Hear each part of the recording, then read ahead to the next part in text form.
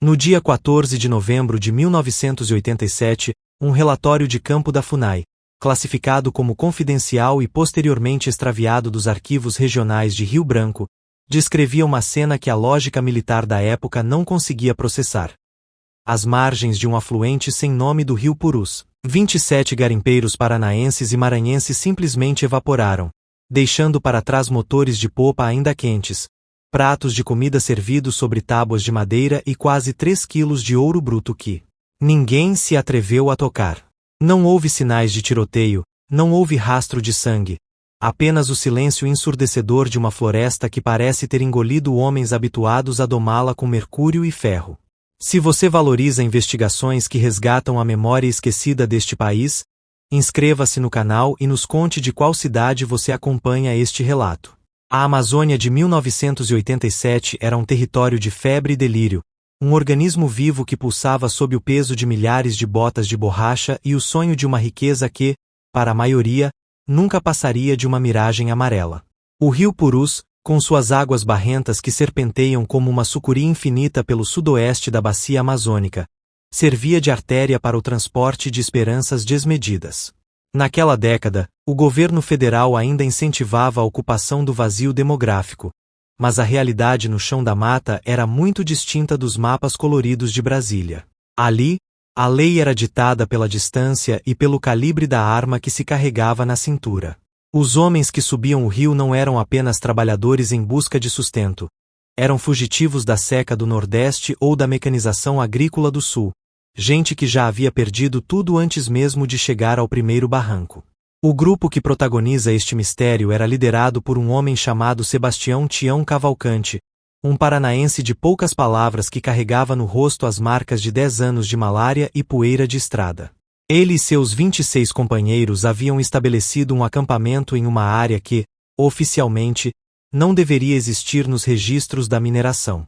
Era uma zona de transição, um território onde as fronteiras entre o que era permitido e o que era proibido se perdiam sob a copa de árvores centenárias.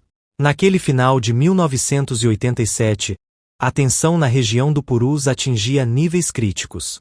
Conflitos por terras entre seringueiros remanescentes e novos poceiros criavam um clima de paranoia constante.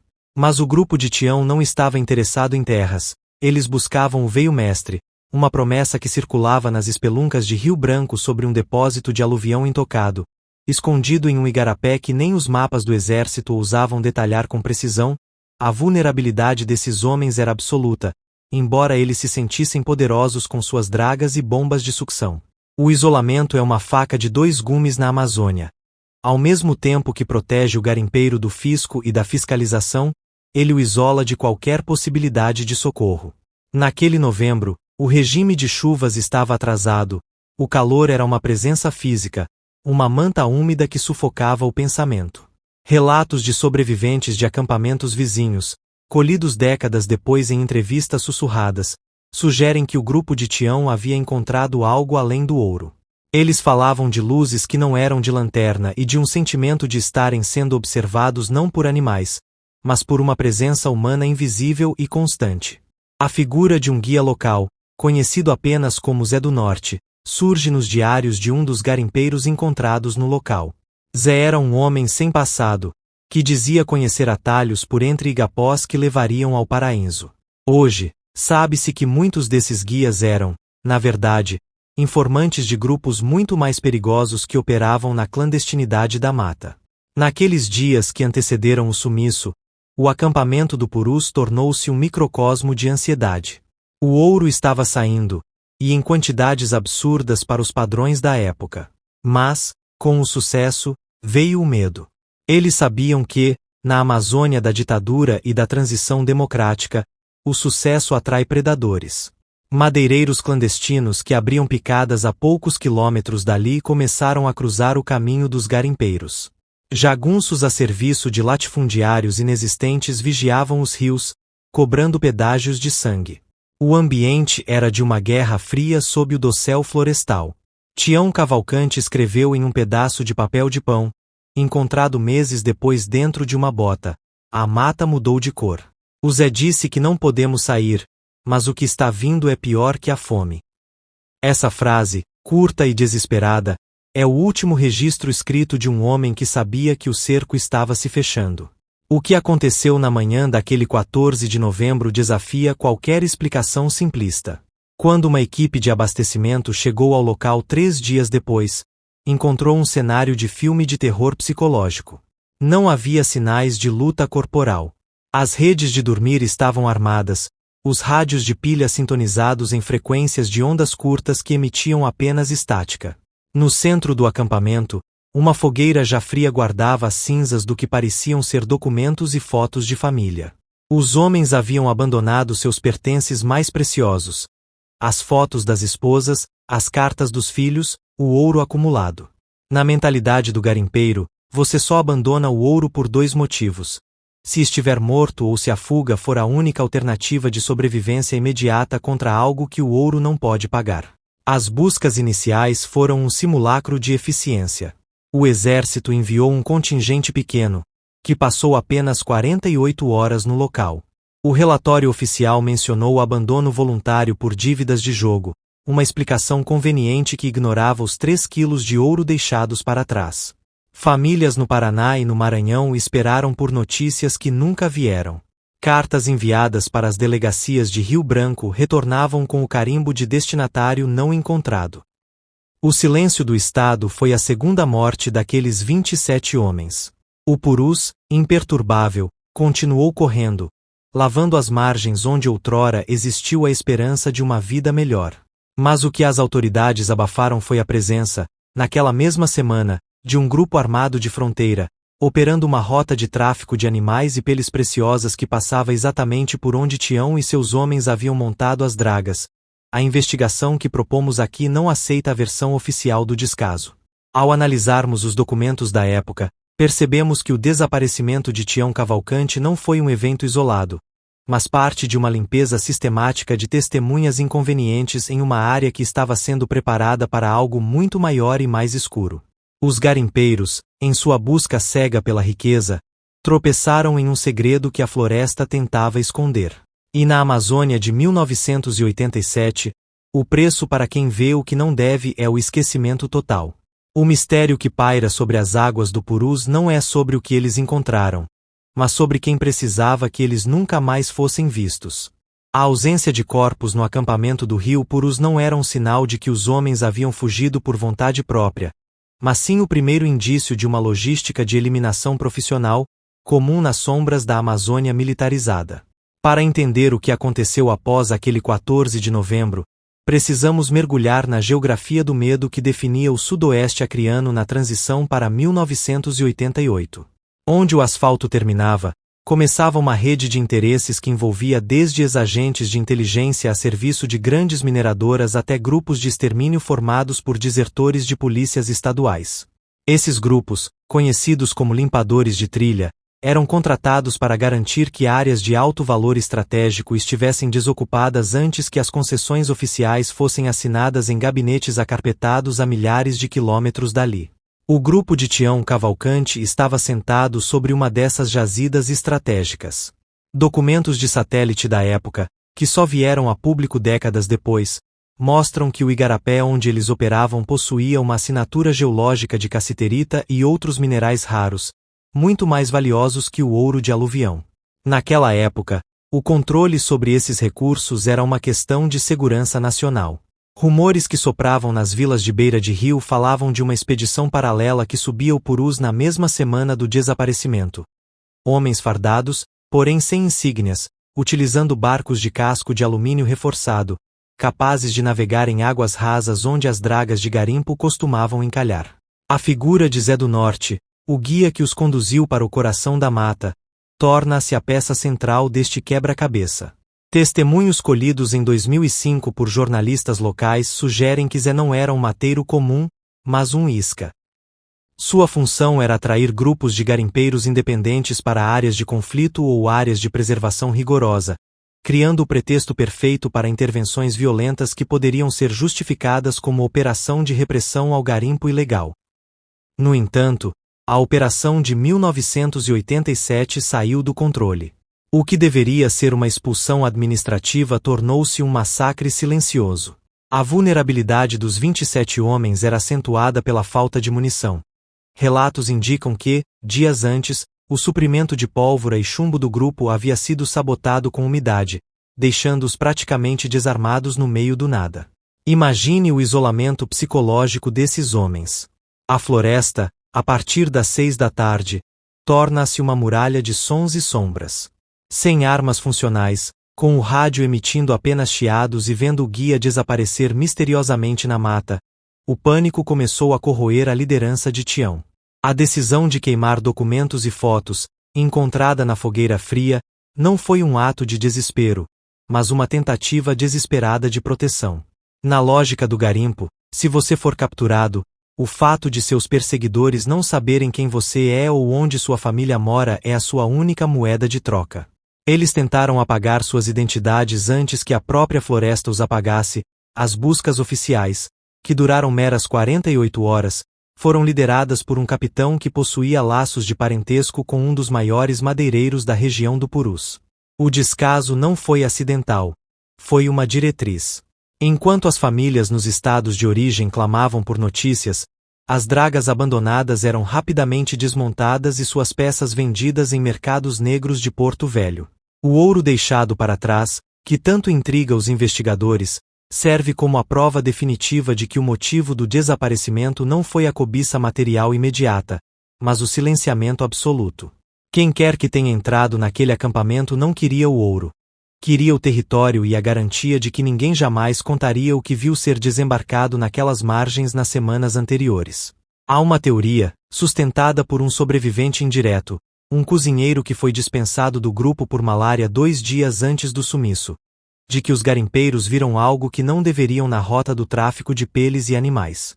Na década de 1980, a região era um corredor para a saída de couros de onça e jacaré em direção à fronteira boliviana e peruana. Um grupo de 27 homens é uma testemunha coletiva grande demais para ser ignorada por narcotraficantes e contrabandistas de armas que começavam a utilizar os rios amazônicos como rodovias invisíveis. O destino desses homens pode ter sido a escravidão em garimpos de profundidade ainda mais isolados, ou, como indicam os vestígios de cal virgem encontrados em uma clareira a 5 quilômetros do local original, uma vala comum que a acidez do solo amazônico se encarregou de decompor em tempo recorde.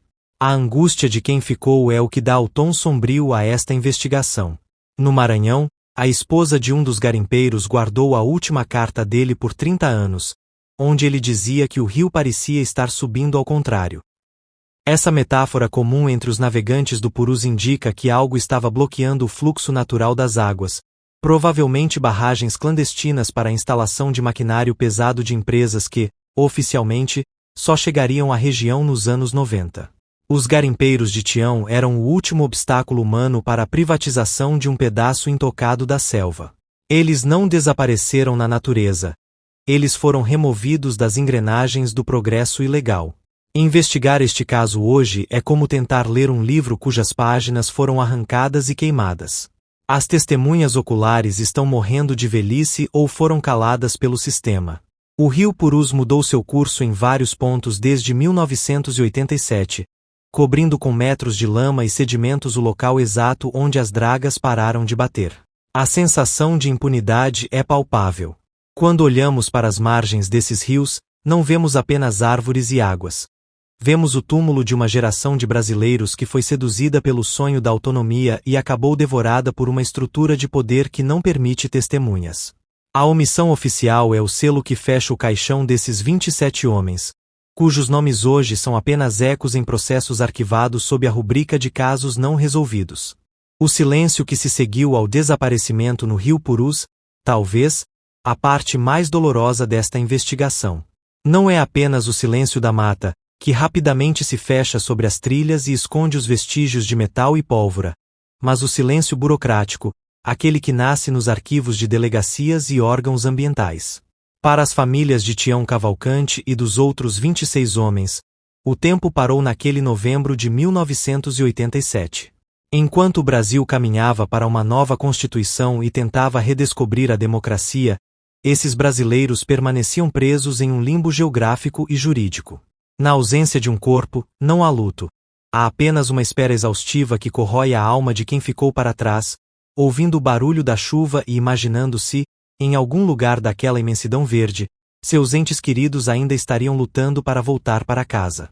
A verdade sobre o destino desses garimpeiros provavelmente nunca será escrita em um documento oficial com selo da República, mas ela sobrevive na memória oral das comunidades ribeirinhas e nos sussurros dos antigos mateiros. No final dos anos 90, um ex-pistoleiro que operava na região, em seu leito de morte em uma clínica de caridade, mencionou a limpeza do igarapé. Ele não deu nomes, mas descreveu com precisão a angústia de homens que foram obrigados a caminhar para dentro da mata fechada, sob a mira de fuzis, sem saber que aquela era a sua última jornada. Segundo esse relato fragmentado, os 27 não foram vítimas da selva, mas de um sistema que via seres humanos como descartáveis diante da necessidade de limpar a terra para empreendimentos de extração mineral em larga escala. A Amazônia, em sua beleza e crueza, foi usada como cúmplice silenciosa de um crime de Estado e de capital. Hoje, quando navegamos pelo rio Purus, é impossível não sentir o peso dessa história. As águas continuam barrentas e densas, escondendo segredos que as gerações atuais preferem ignorar. O impacto emocional nos sobreviventes e descendentes é uma ferida aberta que atravessa décadas. Filhos que cresceram sem pais, esposas que nunca se casaram novamente, pais que morreram olhando para o portão, esperando por um filho que nunca retornou do norte. O abandono dessas pessoas reflete o abandono da própria região amazônica, tratada como um almoxarifado de recursos onde a vida humana tem menos valor que uma onça de ouro ou um metro cúbico de madeira nobre. A história de Tião é a história de milhares de outros anônimos que foram tragados pela engrenagem de um desenvolvimento violento e sem rosto. A reflexão que fica, após anos de busca e análise de relatos, é sobre a fragilidade da memória em um país que tem pressa em esquecer seus traumas. O desaparecimento no rio Purus em 1987 não foi um acidente da natureza. Foi um sintoma de uma ferida social profunda. Aqueles homens, em sua maioria vulneráveis e movidos pela necessidade de sobrevivência, foram jogados em uma arena onde as regras eram ditadas pela força. Eles representam o Brasil invisível, o Brasil que sangra nas fronteiras e que raramente ganha manchetes, a menos que seja para ser criminalizado ou esquecido. Recordar esses 27 nomes é um ato de resistência contra o apagamento sistemático da nossa história mais sombria. É exigir que a dignidade humana não seja enterrada sob o pretexto do progresso. O legado desse caso é uma lição amarga sobre o poder e a omissão. As buscas mal conduzidas e a desculpa conveniente do sumiço voluntário servem de alerta para como as estruturas de poder podem agir para proteger interesses econômicos, sacrificando a vida de quem está na base da pirâmide. O rio Purus ainda guarda o ouro que eles deixaram para trás, e esse ouro, agora coberto por camadas de sedimentos e esquecimento, é um monumento silencioso à ganância e à crueldade humana. A floresta não é a vilã desta história. Ela é apenas o palco onde o homem encena seus instintos mais brutais sob o manto do isolamento. A verdadeira escuridão não está sob as copas das árvores, mas no coração daqueles que decidem quem deve viver e quem deve sumir nos mapas da história. Encerrar este documentário não é trazer uma solução definitiva, pois a justiça plena parece um horizonte cada vez mais distante para as famílias de 1987. O objetivo desta narrativa é garantir que eles não desapareçam uma segunda vez, a vez em que deixamos de falar deles. Enquanto houver alguém para contar o que aconteceu naquele igarapé, a chama da verdade permanecerá acesa, ainda que trêmula. A memória é a única forma de justiça que resta quando o Estado e a floresta se calam. É um tributo ao ela humana, ao suor e às lágrimas de homens que, apesar de seus erros, mereciam um destino diferente do que o silêncio eterno de uma vala comum sem identificação. Este documentário é um convite para que você não deixe que essas histórias se percam na poeira do tempo. A memória desses brasileiros depende de nós. Se você se sentiu tocado por essa investigação e acredita que a dignidade dessas vidas deve ser respeitada, inscreva-se no canal para que possamos continuar jogando luz sobre os cantos mais escuros do nosso passado. E, por favor, deixe seu comentário. O que mais te chocou nesta trajetória de perdas e silêncios no rio Purus? Sua participação ajuda a manter viva a busca por respostas que o tempo insiste em esconder.